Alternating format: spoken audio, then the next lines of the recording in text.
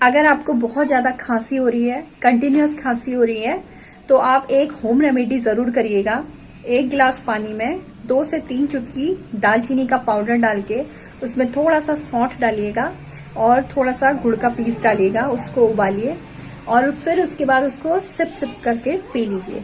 अगर आपके गले में कफ जमा हुआ है या खांसी हो रही है, कफ वाली खांसी है या फिर सूखी खांसी है, वो सब में ही आपको आराम देगा। सर्दी लगी है तो इसको भी आप ट्राई कर सकते हैं।